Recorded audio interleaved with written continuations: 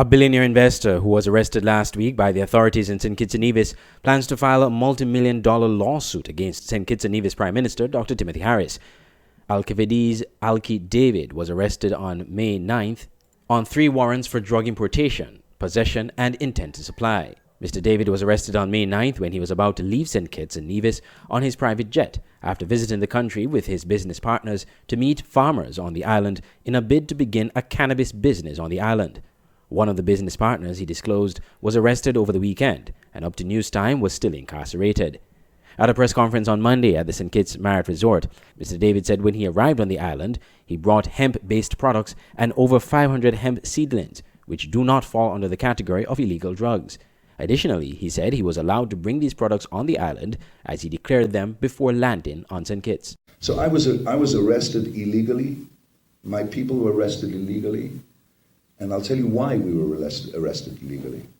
So we put out a press release. We put out a flight manifest. We put out a radio call. We downloaded the form from the government site for import and export.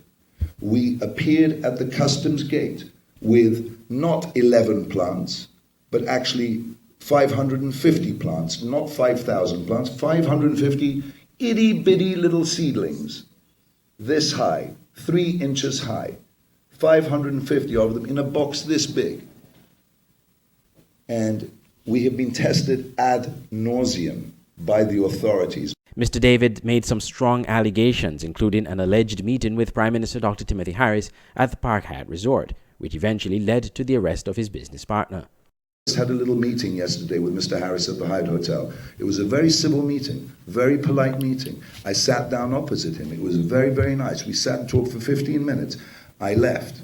I had been asked to do something I didn't want to do. So I left, and then Chase went in and started having a conversation with him. Then a bunch of witnesses who worked there at the Hyatt Hotel saw his guards pick Chase up and take him out. And the next thing we know, he's been arrested for drugs, for cocaine, which is ketamine, which is his medicine that has been taken away from him, and he's now languishing in a jail. So let me tell you, Mr. Harris, what's going to go down. There are 3 lawyers from London in the back room there, and they're going to take you down, sir. You don't do that to me or to my friend. On irate, Mr. David was asked if he would still do business with the government if the opportunity presents itself, despite the sour start. I really like to stay apolitical. You'd be surprised, but I don't like politics at all. I like to stay out of them. You know, we have a plan where we don't need government licenses. We have a plan where we grow a plant that is a plant, and it's a medicinal plant, and it's not a restricted plant. We didn't bring in even cannabis. We brought in a cousin of cannabis that has been genetically modified. So under the laws here, guess what? We're not breaking any laws there either. And all of this is going to come out in the court. So to answer your question, yes, still I would, because I'm a businessman. I do a deal with Harris today. I do a deal with Harris today. If he gives the farmers licenses now, today, to start farming rather than for another 3 months. The thing is this, is that people should be planting seeds now. We've brought seeds. People should be planting and farming now, right now. Not in 3 months, waiting for this law to pass, to read the 2nd and 3rd act of the law. They should be reading it now, tonight, and getting it done and pushing it through, and all the hard work that the Rastas have done should start paying off now. Not in 3 months.